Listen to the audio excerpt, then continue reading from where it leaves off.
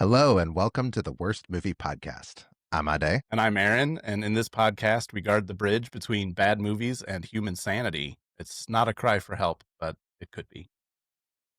This ends our month of horrible horror. Hope you enjoy.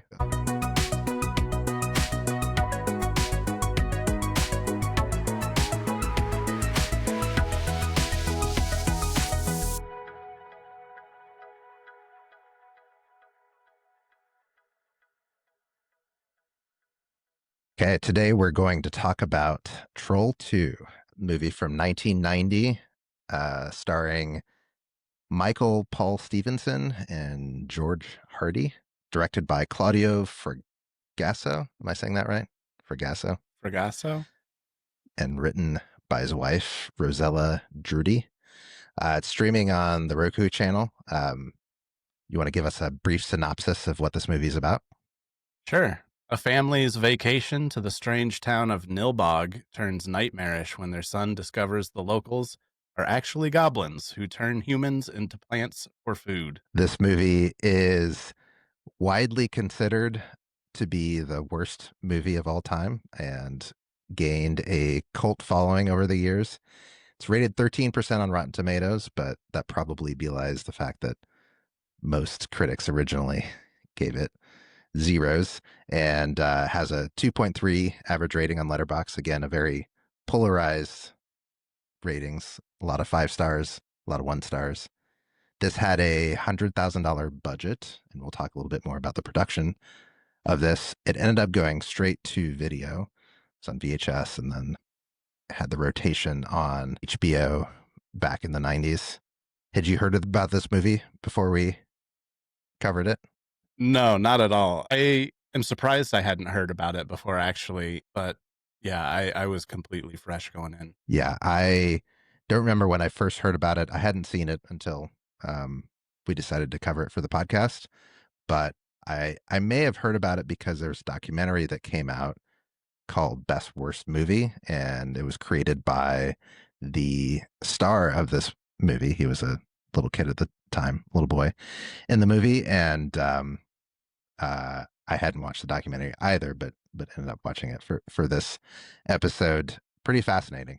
Basically, this movie again came out in direct to video in the early 90s, and yeah, just over the years there have been screenings and cons and stuff like that where people have gathered to talk about this movie, watch this movie, get autographs from some of the stars, and yeah, pretty fascinating. I watched that documentary last night, and it made me appreciate the movie in a completely different way. Yeah, for sure. Yeah, we'll definitely dive into that a little bit more. So maybe let's talk a little bit about the the background of this movie. Some of this you can learn from the documentary, or just I've spent too much time this week reading about Troll 2. The first question you probably might ask yourself is, do I need to watch Troll 1 to see this movie? And the answer is a resounding no. They have nothing to do with each other. There's not even trolls in this in this movie. Yeah, so that's another point. So from what I can understand, and maybe you can fill in any gaps if I'm missing something, but the producer of Troll 2 basically acquired the rights to some of the imagery from Troll 1. Troll 1 came out in, I think, the mid 80s. Yeah, and was not a huge movie, but somewhat successful. And basically, it was just kind of a financial engineering thing to say, let's just piggyback off the reputation of this IP that was already out there, and took an existing movie, this movie, and just renamed it Troll 2. Maybe you can talk a little bit about the goblins trolls thing. What's the difference between a troll and a goblin? I have theories. I haven't I haven't actually done any research. Okay, which is on brand for me. Theories? My theory is that a troll guards a bridge or a road and collects tolls and eats anyone who doesn't pay. Okay. Whereas a goblin is like a more nomadic, and they kind of roam around, and they're maybe like killing for sport. They're like Okay. evil in that way. It's not a money thing with them. So trolls are capitalists and goblins are just They're nomads, uh yeah. yeah, nomads who kill for sport. Okay. Do they Yes. look the same? No, I think a troll is like squatty and like big, and a goblin is like slender. They're built for moving, whereas a They're athletes. whereas a troll plants itself by a bridge. So you've got the fat cigar chomping capitalist Yeah. monster and then the athletic, socialist monster. Yes, correct. Okay. Did you look this up? How far off am I? I did not look it up at all. My theory is I don't give a shit. The difference between they're fake. Fair. I don't know. Yeah, I don't I don't know what it is psychologically. I probably have lots of opinions about vampires and zombies and could talk about that, but trolls and goblins, I'm like, I don't know. Maybe it's too much into the fantasy world that I just don't really watch a lot of fantasy stuff. And I may also be influenced by the troll toys, the little figurines that we had in the yeah, 90s. So, I yeah. don't know. Uh, that is also worth noting. This is Troll 2 singular, not Trolls 2. Yes. Very different franchise. So Presumably better than this as well. I don't know. I saw a preview for the latest Trolls movie and it looked terrible. Or maybe that was Smurfs. I don't know. Oh, I, yeah. yeah, I think I'm thinking about Smurfs. Sorry if I'm slandering some good movies here. But yeah, so the funny thing about Troll 2 and Goblins, back to that, is they don't mention the word troll at all in the movie. It's just all Yeah. goblins. So This we'll just movie talk about this movie was goblins. produced under the name Goblins originally, which is a much more fitting name. I don't know why they changed it afterwards. Because they were like trying to piggyback off the success of Troll, which itself was poorly reviewed. Like I don't know why they thought that would be better. Just make your own thing. And there's a Troll 3 that also has nothing to do with any of the other. There's actually two Troll 3 movies. I don't know if you Yeah, saw that, but I did not see this that. franchise is hardly a franchise. Well, the documentary ends with the director saying that him and his wife are working on Troll 2 Part 2, which maybe would be named such to differentiate from Troll 3. But the documentary came out in 2009. Is that right? Yeah, So, oh 09 or and 10. yeah, as far as I can tell, Troll 2 Part 2 has not been released yet. So maybe that's still upcoming. We So got something to look forward to. yeah. Well, a little bit more about the background. I mentioned the director a few times. I think it's notable to say that the director and the writer, the husband and wife team, are Italian, and they shot this over the course of 3 weeks in Utah and used almost complete amateurs to as far as like the cast and even some of the production crew. It seems like they hired people who had never like makeup people and stuff like that had done, maybe had some background in just normal makeup and Theater and and, stuff, and maybe. hair. Yeah. It seemed like not even that, not a lot of like theater background. I could tell a few of the cast members had done some theater or a little bit of like commercial work, but most of the cast, this is their only IMDb credit, and seemingly not much background in acting or anything The otherwise. the general store owner was literally just a man from the local mental hospital that was out on day Yeah, passes. yes. uh, and he was creepy at it. He He was really creepy. He was he's in the believable. yeah, he's in the documentary and says something about how he doesn't remember much of the shooting because he was also using a lot of weed at the time to stay put together. I forget how he words it, but Yeah. and then when he watched it later, he was like, "I actually wasn't acting. That's just the look of a very disturbed man." Yes. He was maybe the most believable character in the movie. This will be a tough movie to cover. Maybe let's just start with like the first several scenes. Do you want to talk about kind of the Grandpa Seth and the premise of the movie? Yeah, so it starts with a very Princess Bride opening of a grandpa reading a troll slash goblin story to his grandson in his bedroom. Yeah.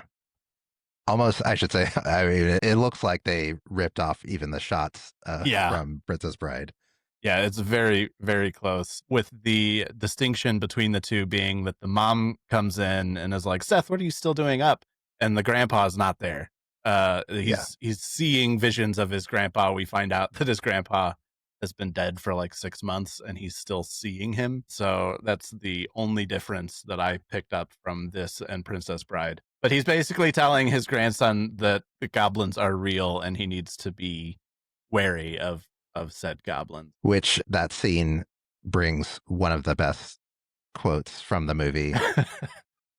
I should just say there's a lot of dialogue in this movie that it comes up in the documentary and other things that the cast members have talked about where the writer and director spoke a little bit of English, but according to the cast, not very well. According to the director, he's like bullshit.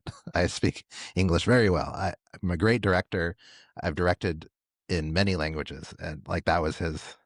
He mentions that in the documentary as like one of the things that makes him a great director is that he knows many languages. But anyway, the script was translated from Italian into English, and the director, it seemed like, was very strict with the cast about don't improvise, don't change the script.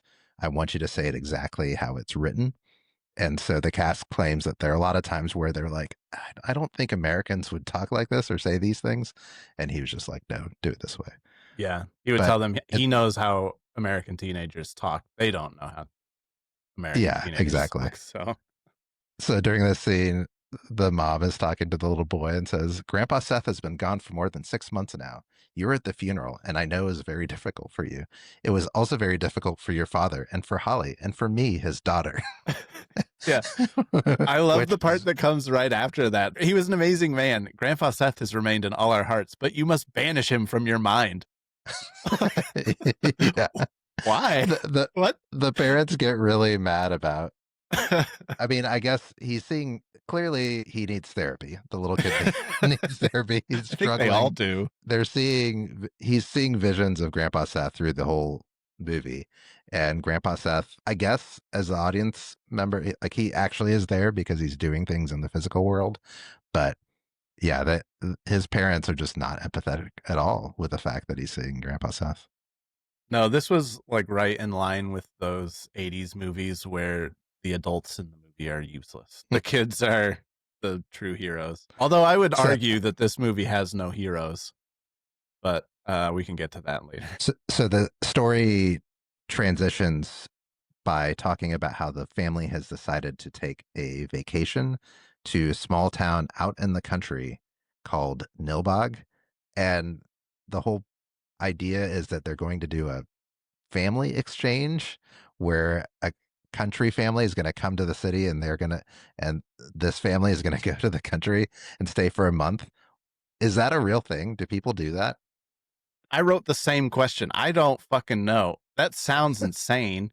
And It does. the dad has like this vision of living like his ancestors for a month. He said like peasants and farmers, Yeah. but like it's a month. It's a month of living in somebody else's home and them living in your home. I don't know if things like that even exist, but I would not go.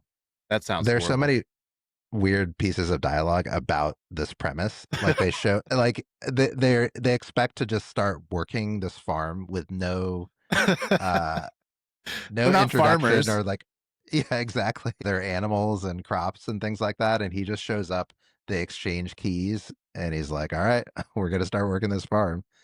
And Yeah. then I found it funny how it was a major plot point that they walk in and they're hungry and they were just like they I'm sure they left something for us and they're looking around for food. Like there's no planning to this at all. No. Food is a big plot point in this movie. Yeah. So the big twist, I guess, is that Nilbog is goblin spelled backwards and everybody in the town is a goblin and the whole thing is a ploy to like turn. Okay, so trying to think how to summarize this so it sounds rational. That they're going, they try to get humans to eat this food to turn them into plant-based matter, which human plant-based matter is the goblin's favorite food. Am I explaining it correctly? Yeah, it sounds like it. They give humans this poisoned food that turns them into vegetables and plants so that they can then eat them.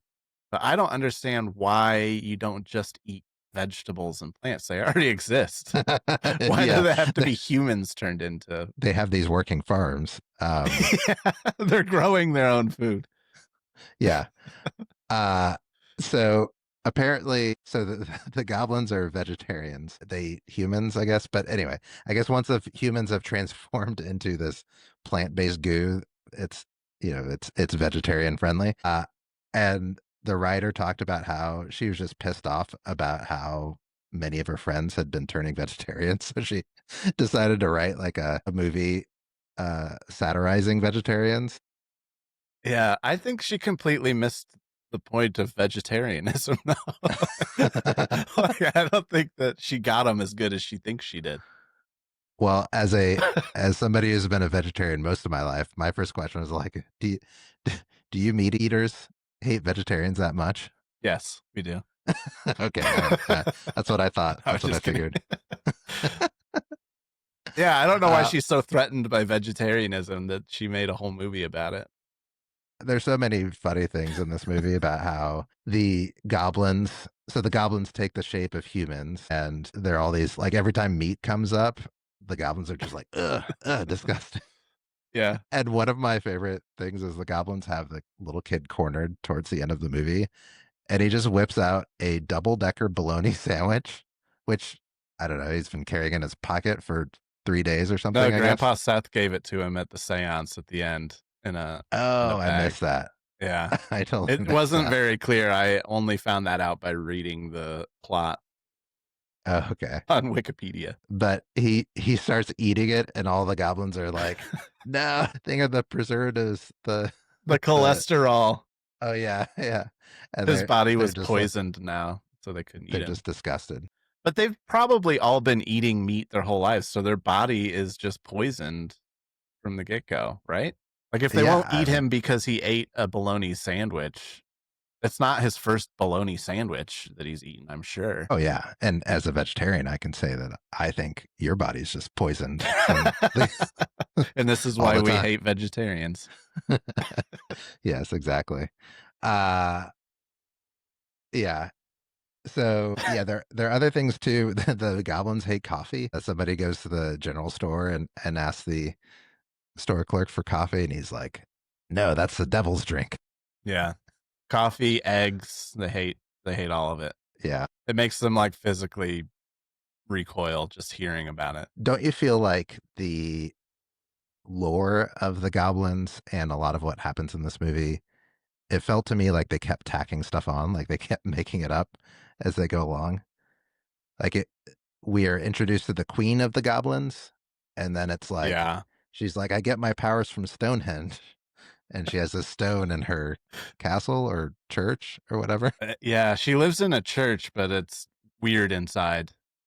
It's like Yeah, it's obviously another set. yeah, and they just keep adding stuff on. They're like, "Oh, the way that you defeat the goblins is by eating bologna sandwiches," and then you have to touch the stone at the church, and it's goodness that's going to defeat them in the end. And Yeah, I it was was just very hilarious how it just confused kept by piling on. yeah, I was very confused by the mechanics of how they defeated them. It was like you have to touch the stone and really concentrate on goodness, I guess, which I don't know what that means, but yeah. Yeah, The Goblin Queen was my favorite character by far. yeah, I think this was maybe her first like IMDb acting credit. She's probably acted in other things like locally or whatever, but she gave the role everything she had and it was so good. It was so yeah. over the top. Yeah, she was at 11, and I think it's fair to say she's the only one who really understood what kind of movie she was in. Everyone else seemed a little tentative and confused, and I think were doing their best. I felt Yeah, in many cases. But she was just like, yeah, I'm gonna go full camp and eyes bugged out the whole time. it Like, worked. yeah, it did work. She was amazing. Yeah, I couldn't help but respect her for it. Towards the end, the popcorn scene with the Goblin Queen is the most batshit thing I've seen in a movie, and I loved it. You Yeah, want to talk about it a little bit? I had this down as the most ridiculous scene in the movie. So for the whole movie, the Goblin Queen is like this kind of hideous woman. She's got like really nasty teeth and dark sunken eyes and everything, but she touches the Stonehenge rock or something and becomes this beautiful young woman. Yeah. And then she goes to seduce the friends of the daughter. The daughter this is Yeah, we, insane. we can come back and talk about that group, but yeah, let's Yeah, just so say there's a group of the girl. boys in an RV, like teenage boys that are outside of town in an RV, and she goes to seduce one of them in the RV. I don't know why. Uh, Yeah, yeah, I don't just know. to She's just kill. she's just slowly working through this group of boys, I think. Yeah, She's already transformed two of them. yeah, yeah. She turned two of them into plants already. She goes for the third, and he's in the RV, and she is seducing him with a ear of corn, and she asks him what his favorite food is or something. He says popcorn, and she's like, "Oh, we can do that. We just got to apply a little heat." And Yeah. they start both eating off the corn cob at the same time, and then the room just explodes with popcorn, Yeah, and I he wrote drowns in popcorn. I wrote the exact quote. All we have to do is heat it up. And so she's like, they're lying on bed. She's like lying on top of him on a bed, and they're both eating the popcorn like Lady and the Tramp style, I guess. Yeah. And it's so funny because you can almost see somebody right off camera throwing bags of popcorn Yeah. onto the bed, like they're just coming in streams. Yeah. And also, I don't think that's how popcorn works. That was a No, cooked ear of corn that they were eating. yes, that's definitely not how popcorn works. It It was so made no good. sense. I'm sure it makes no sense to people listening now, but man, what a scene. Yeah. Yeah, that was maybe my favorite scene. Since we brought up the RV guys, you want to talk about just that whole plot point? Yeah, I feel like they were completely useless to the movie. They didn't need if I were rewriting this, I'd write this entire group of people out. But what they were was the daughter of the family had a boyfriend named Elliot, um, who the conflict between her and Elliot was that he kept choosing his friends over her. He would bring his friends everywhere.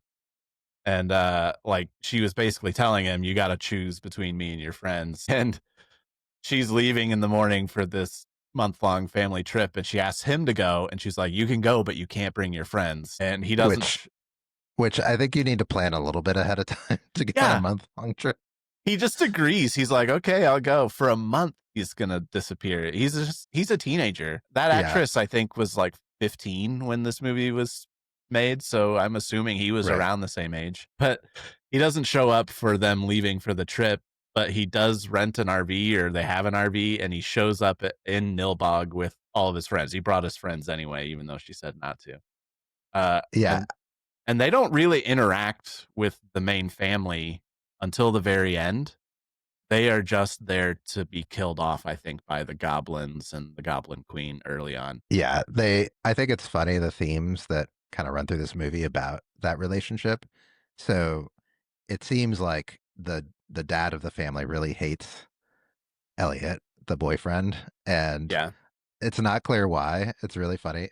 So one of my other favorite quotes is when Elliot and Holly are first talking about going on the trip, and Elliot like climbs into her bedroom to scare her while she's doing bench presses. By the way, how many bench presses did she do? That I don't know. was a really long shot of her just doing Yeah. bench press reps. Yep. And Holly's like, "You scared the shit out of me." And Elliot says, "I'm the victim of a nocturnal rapture. I have to release my lowest instincts with a woman." As a Yeah. teenager, Yeah. American teenager, this is how they talk, Yep. apparently. So Holly punches him in the groin and Yeah. says, "Release your instincts in the bathroom." Yeah. And Elliot says, "Are you nuts? You trying to turn me into a homo?" That doesn't make any sense. I don't know how that works. And then Holly says, "Wouldn't be too hard. If my father discovers you here, he'd cut off your little nuts and eat them. He can't stand you." He'll cut off your little nuts and eat them. It was my And favorite. I was yeah, immediately once that was just like very early in the movie when she says this, and I was like, I'm gonna like this movie. yeah, I was like, made no sense. Holly, by the way, I don't remember if this is in the documentary or if I read this, but so most of the cast is part of the Church of Latter Day Saints, they're Mormons, and the actress that played Holly was, and she said she was really uncomfortable saying that line, Yeah. and kept asking the director to change it, and he was like, "No, do it as is."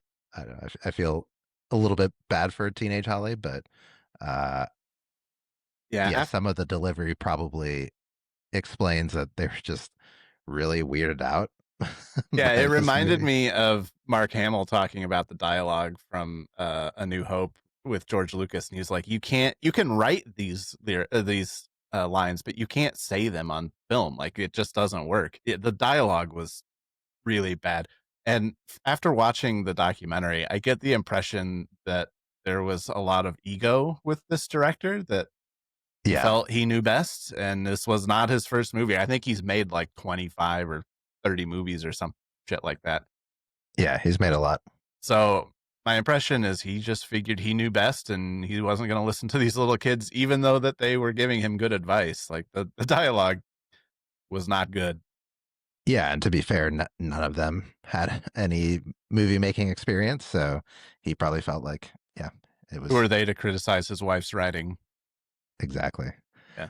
So the group of boys in the RV. So first off, they were the friends of the boyfriend were convinced that Nilbog was going to have plenty of single attractive women Single, for some reason. unattached, horny girls is what they kept Y- saying.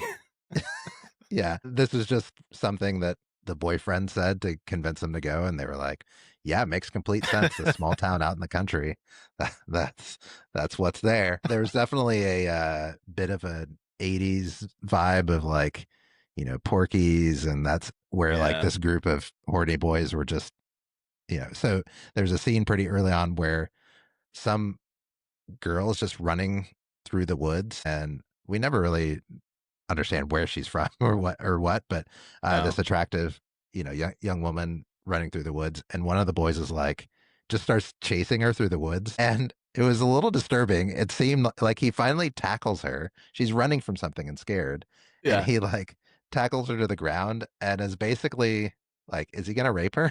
I Like don't that. know. It seemed a little implied, like you might. I didn't know what was happening there. It was just really weird. And then a group of trolls comes out of the trees, and he's like, "Let me Goblins. take care of this." Or yeah, goblins. Sorry, goblins come out of the trees, and he's like, "Let me take care of this." And then he walks over and is just like, "Here's what you're gonna do." Yeah. It was just like no human would act this way in real life. No, he immediately got a spear into the chest. Well deserved, horny, dumb rapist Yeah. kid. Yeah, that Uh, was a good one.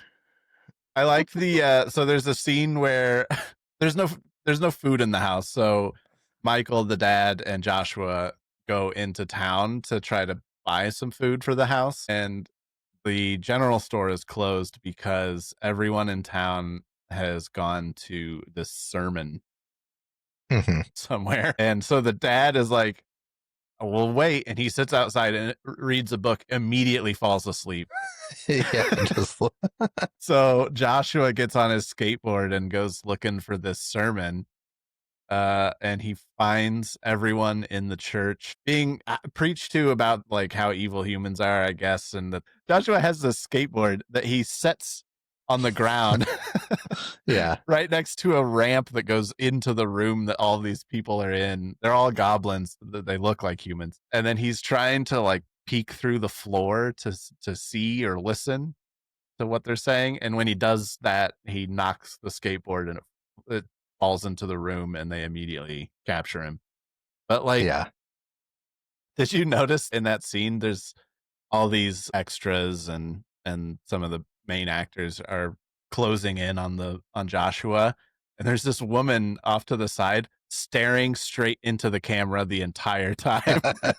No, I didn't notice that. Also, oh, that's not so the Goblin Queen also breaks the fourth wall and just stares straight at the camera at one point too while delivering a line, and I'm like, this is so good. Yeah. I should say about the acting, almost every actor at some point is like smiling during the delivery of what's supposed to be serious dialogue. Yeah. It's very amateurish. One of my favorite scenes is why they don't have food in the house. So I was just gonna when they bring this first up. so when they first show up, there's all this food that the exchange family, I guess, has set out, and this is the poison food that's going to turn them into plants. And the ghost of Grandpa Seth warns Josh to like prevent his family from eating it, so he pees on all the food. They don't show it, thankfully. But yeah, one of the best scenes of the movie is when the dad is scolding Josh about it. So he's carrying Josh down the hallway and he's stopping at every door and pointing at the sign and like looking back at the camera. And he's like, do you see this writing? Do you know what it means? Hospitality. You can't piss on hospitality. I won't allow it. Yeah. Yeah. And then he starts tightening his belt. And Josh was like, what are you going to do to me, Daddy? And he's like, I'm tightening my belt. It looked like he was going to pee on him. Like it looked like he was taking off. Yeah. I was like, where's this movie going? But yeah, I was very confused by that scene. I didn't know where it was going to go at first, but yeah, he was tightening his belt so that he wouldn't feel the hunger pangs. That's what he said. Yeah, that whole line is so, or yeah, the whole scene is so weird. Just the dialogue. He's like, tightening my belt by one loop so I don't feel hunger pains, and your sister and mother will have to do likewise. Okay, Josh, you want to get rough with me? You want to show me that you don't like the choice of this house for our vacation by going on a hunger strike? Well, I'll accept the challenge. But just remember, when I was your age, I really did suffer from hunger. We'll see who gets through this. But remember, I've got more practice than you. Like, who speaks like this? it just went off the rails in terms of who this character was and why he's doing what he's doing. Yeah, it's insane dialogue. Oh, another one of my favorite dialogues is when they're in the car on the way to Nilbog, and Joshua sees his grandpa on the side of the road holding a sign that says "Stop them" or something like that. So he's like, "Stop the car! Stop the car!" And the dad says, "What's the matter, Josh?" And the mom turns around and says, "Do you have to throw up?" And he goes, "Yes, I have to throw up." Also from The Drive, one of my favorites. This is pretty early on in the movie. They're arguing, and the mom just interjects and says, "Joshua, start singing. Come on, sing that song that I like so much." And Joshua is like, "I don't feel like singing, Mom. Just sing." And then he starts singing "Row, Row, Row Your Boat." That's the song that she likes so much. And they all start singing, you know how they like stagger it. Yeah, and it sounded really bad. Oh, there are just so many like batshit scenes that. Yeah, I like you can't everyone is as good as the last one. Yeah. Oh, I should have said that the rapey kid and the woman go to the Goblin Queen's church, and they transform the woman into a plant and start eating her. And I think one of the most famous lines from the movie, this has been memeified over and over, is the kid's name is Arnold, and he just says, "They're eating her, and they're going to eat me. Oh my God." And I can't do it justice how he delivers that line, but it is choice. You just have to watch it. I don't know if you noticed this, but when the family first pulls into Nilbog for the first time, they're in their minivan, they pull into town. Clearly the middle of day when they're filming this. And Joshua says, "Where is everybody?" And Michael says, "This is a farming community. Remember, at this time of night, everybody goes to sleep." Like, yeah, night? It's the middle of the day. He's going to be really successful as a farmer. He's asleep by like 2 p.m. Yeah. Oh, we didn't talk about the costumes at all. They were like, the masks I thought were spooky looking. Like they were creepy. They I weren't mean, well done, but no, some of them looked like they melted in yeah, in the heat or something. They were they were very amateurish. I like there's a scene, one of the first scenes with like this woman, like she had freckles and it was like clearly just somebody put like pen marks yeah, as freckles. I mean, and then there's a lot of green sweat in the movie. yeah, I don't know. I don't want to try to explain it, but it was just like this, weird fluorescent green liquid that it's like jello or something like that that's being poured down people's heads. yeah. Would you eat any of the food in this movie? No, the I mean it was such a weird choice in terms of like all this like poison food. It's like it's like corn with frosting on it, like green frosting and like weird pastries It that looks it's fucking like disgusting. yeah, like one of the kids gets handed a sandwich with like just green filling in the middle, like, Yeah. and he just takes a giant bite, doesn't even ask what it is. It's a hamburger It's bun with just green goop in it, like yeah, toxic green goo. just like, are you hungry? Yeah. The food in this movie was really weird. I didn't understand that. It either looks like something horrifying you would find in like a 70s casserole cookbook, or like Aunt Bethany's Jello mold from Christmas Vacation that had the cat food in it. Yeah, It's all horrible looking shit like that, and like weird icing on stuff that shouldn't have icing on it. It I mean was disgusting. maybe that's an Italian's idea of what Americans eat. Yeah. Yeah. Just all fluorescent and full of sugar and weird processed junk. Yeah.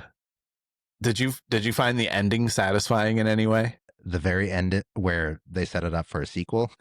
Yeah, I guess. Yeah. I mean, So do you want to talk about how the movie ended? They escape Nilbog. The whole family gets out. They go home, and the daughter Holly and Michael, the dad, go into town for something. They have something else to do. So it's just Joshua and his mom at home. And Joshua is like, I'm going to go to my room. And the mom's like, oh, I'm going to eat these apples. they're still good. They're still good. They taste delicious. It turns out that they had been poisoned by goblins, which I don't know when the goblins had time to go there and poison their apples. This whole movie takes place over like a day and a half. But Yeah, and they supposedly got rid of the goblins through the Stonehenge power of goodness thing. yeah. And also the family that was supposed to come to their house to stay there never left Nilbog. They were still there later in the movie. They said they had car trouble and didn't leave. So I don't know who came and poisoned their apples, but she starts turning into a plant matter, and they eat her at the end. So, and then Joshua just screams into the camera, and that's how the movie ends. So essentially they haven't destroyed the goblins. The mom dies at the end and nothing happens. So like, was that satisfying for you for it to end that way? I mean, no, I thought it didn't make any sense for the reasons you mentioned. Yeah, it just seemed like it was tacked on there so that there'd be a sequel, I guess. I don't know. Yeah, like I said earlier, that I felt like there were no heroes in this movie because they don't actually accomplish anything. They don't have any role in the outcome of the movie. They kind of just walk around and goblins jump out at them and they scream and they kind of fight them off one at a time. So really, they just go to this town. Goblins try to eat them and fail, and then they leave. And then the mom gets eaten at the end. So like it felt like they didn't have any role in defeating the goblins other than touching the stone. And Yeah, Grandpa Seth was really the only hero. He was the one who kind of guided them through how to defeat the goblins, and how he knew all this, who knows? But he seemed to know everything about the goblins and had experience with them before, maybe. yeah, it would have been cool. So Joshua had this skateboard through the movie. You see it in the first 5 minutes of the movie against the wall in his bedroom, and then he's riding it through town later. Why couldn't they have made that some kind of prop or a weapon that he used? Like Dennis the Menace's slingshot or something. Like it could have been something that was he could have used to affect the outcome in some way. But Yeah. yeah, I don't know. I didn't think it was. I didn't think that the characters really had much of an impact on the plot. So on that note, what did you think of this movie? I think it is quite possibly the worst movie ever made. It's maybe the king of so bad it's good. Yeah. I had a really hard time giving this movie a rating because it's objectively terrible in every discipline of filmmaking, like the writing, the directing, acting, costuming, special effects. It's a train wreck. Yeah. I feel like everything has to come together perfectly to make a movie this bad. Like you can't do this on purpose. So like in that regard, it's a perfect movie in the worst way. It really made me question my rating system that I have. Like Yeah. if we're rating the worst movies ever made, this is a 5-star bad movie. Like it's a must watch. It's funny because I think I went through some moments of like questioning my own sanity and introspection this week as well. I was like, yeah, I was like, this is, I mean, this is a 1-star or 0-star, depending on what your floor is. It's bad. There's no question about it. I can't convince anyone that this is a good movie. And before watching this, to be honest, I kind of had a little bit of I realized that I was kind of judgmental towards people who were like, I like watching bad movies. Cause I'm like, do you? Like, are you just trying to be, counterculture, like edgy or whatever? Like, it's a bad movie. Just admit it's a bad movie and, it's fine. Or do you just have really bad taste? And I had to actually look deep to realize that I had some of that judgment inside because I was like, there's nothing good about this movie. But somehow I was smiling the whole time I was watching it. Yeah. And I was like, I would watch this again tomorrow. and, Yeah. and I haven't said that about any movie we've covered so far. Yeah, like, and I really don't understand what's the difference between this and the Winnie the Pooh movie on a surface level, because they're both really bad movies and there's bad acting and all that stuff. And so, yeah, it's really hard to pinpoint. But I think you're right. I think it just kind of came together that everyone was so bad at this, but attacked it earnestly. Yeah. They were like really trying to make a good movie and didn't. Yeah, I think that earnestness is what makes it charming in a way that and the fact that really it's non-actors that are in this movie. Yeah. So you can't fault them. It's not like these were trained, experienced people making a bad movie. They were just pulled off the street or out of the mental hospital in some cases. So like I love it for that. Yeah. So in the documentary, the director says that film should make you feel something. It should register on an emotional level. And like, I think it did that. If it made you question the way you judged other people and the movies they like, it's a success. Like I laughed through the whole thing. And I think that he has ego about it and was a little hurt at the way people laughed at it, but they were enjoying it in a way that he didn't intend for them to enjoy it. But I think it's still a successful movie, and that like here we are 35 years later or whatever, still enjoying the movie and talking about it, and there's still a big cult following for it. Yeah, let's talk about the documentary for a bit. I think it was a really solid documentary, and I'm really glad that it was made because, like you said earlier, it added some perspective to Troll 2 that I don't think we would have got otherwise.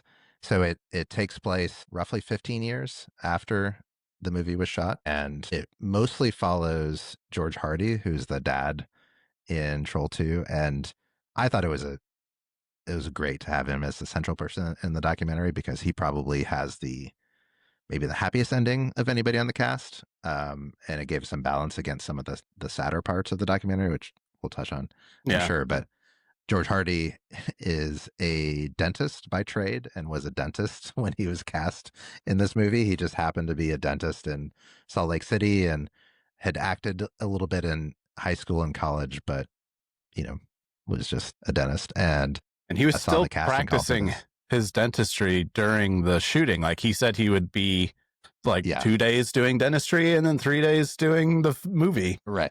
Yeah. And still is a dentist to this day. I think he's like a classic extrovert. Everybody in this small town that he lives in loves him. And it's like super cheesy and clearly takes a lot of like pride and and joy from being in what's dubbed the worst movie ever made, and follows him through most of this. It's funny, it seems like he gets sucked into reliving his glory once he Yeah. realizes that there's screenings and it's amassed its cult following. And I think one of the funniest things is when he starts going to conventions and nobody knows him, Yeah.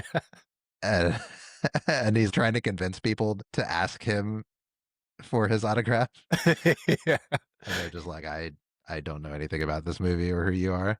And then he's at some horror movie convention, and he's just like, these people are weird. And he's Yeah. like, he's clearly like weirded out by everybody there, and just leaves early.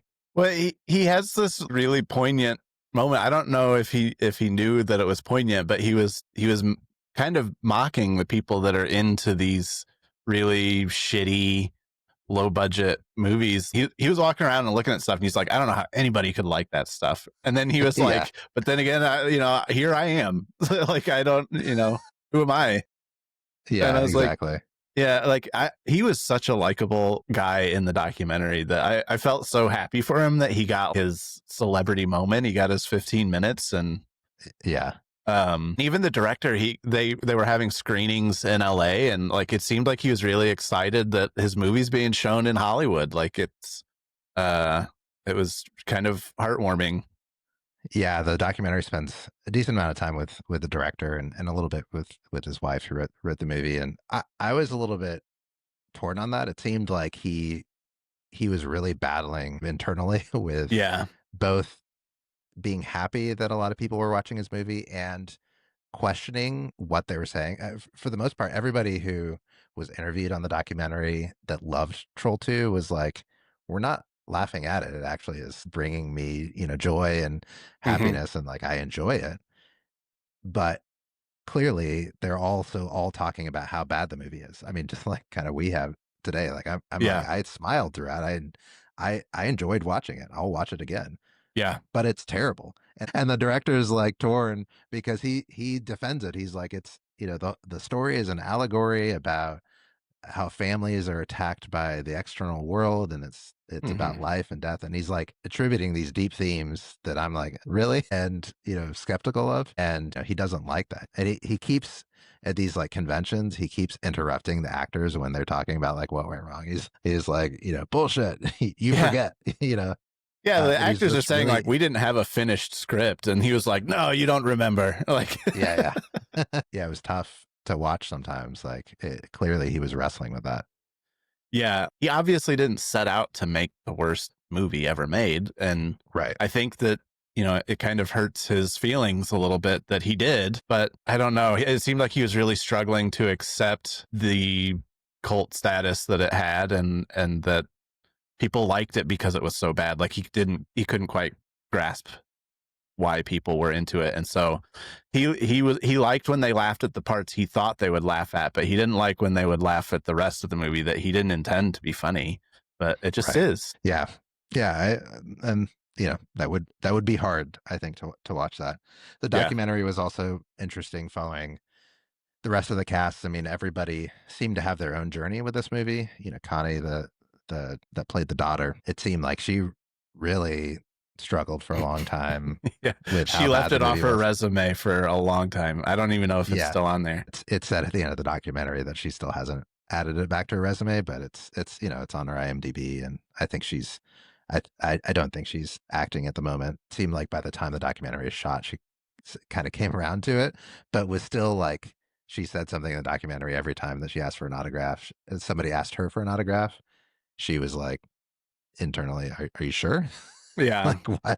Like why do you guys like this? Well, she said too that like anytime anybody found out that she was in Troll 2 when she was auditioning, she was like, I would not get the job. That once they Yeah, watch the movie, they're not going to hire me. So like that's tough to be in that spot where it's not her fault, but yeah, you've made something so bad that it's career limiting in that way. yeah, that would be hard.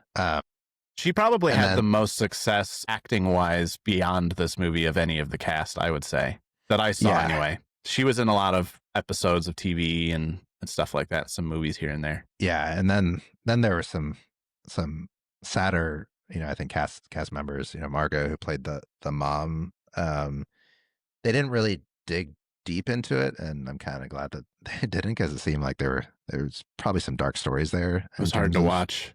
yeah, it was hard to watch. I think this was, maybe she was in one other movie, but didn't really seem, at least from what I saw, to be in much beyond that, and still kind of, I think, struggling with that. So Yeah, she seemed like there was maybe some mental health issues there with her, and she seemed like she was struggling and had basically secluded herself, certainly from the movie and any fans of it. But it seemed like largely society itself. She had a big sign outside her house that was like, "Don't even knock at the door. Like, don't come up unless you're the mailman. Stay away." yeah, yeah. So I think the documentary was great in terms of like really balancing kind of that whole range from kind of the darker stories to the fun of watching George Hardy, the dad, and just who he is in real life. Along those lines of where kind of everybody ended up. Seemed like George actually has returned to acting. So he was Yeah. most recently in um, a movie in 2020 called Cyst, which is where he plays a dermatologist. Did you look at anything about this movie? No. I mean, I looked Uh, over his IMDb page, but I didn't look into any of the movies. They seemed like kind of some budget horror movies. yeah, low budget horror movies. Clearly his bailiwick. You should watch the trailer for Cyst. It's funny. It seems like he's approached this with the level of camp that I think would have been appropriate for Troll 2. It's closer to the Goblin Queen performance in Sis, it seems like. And it also has Arnold from Troll 2, Oh, Darren Ewing. He was the one with glasses. It seems like him and George at some point got roped in with this a director who has directed them in a few of these like low budget movies. Yeah, it seems like those two are the ones who are working the most at the moment. yeah. Good for them. So what would be your alternate pick here? Do you have one? I couldn't think of anything. I couldn't think of a single movie that is even close to this. This movie is like singular in its terribleness. I agree. There's nothing that rivals, like maybe Plan 9 from Outer Space is the other worst movie ever made, but there's nothing quite like this movie that I've ever seen. So I can't compare it. Yeah, I think the only one that came to mind was A Princess Bride, just because of kind of the first scene ripping off from that. But it diverges pretty starkly after that first story reading scene. I couldn't think of any Goblin movie I've seen that I would say is a good movie.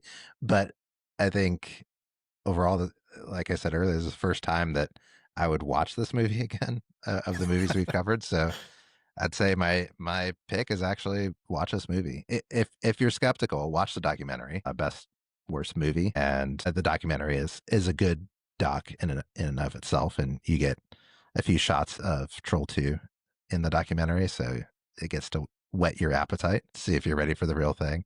But yeah, at the very least, maybe watch a few scenes. We'll post the trailer for Troll 2 in the show notes, so you can get a sneak peek in 90 seconds or so and see if it's for you. But really can't do justice without some, watching the popcorn scene or some of the other stuff that, yeah, you can watch it out of order. It doesn't need to make sense. Yeah. This is the first movie we've watched that I would implore you to go watch. Yeah. Yeah. All right. Well, I think that's probably all we can say about Troll 2 for now. I'm sure we'll come back to it over the years. If you enjoyed this episode, please subscribe on Apple or Spotify, or wherever you listen to podcasts. And if you have any feedback, send us an email at theworstmoviepodcast@gmail.com. I'm Ade. And I'm Aaron. Thanks for listening to the Worst Movie Podcast.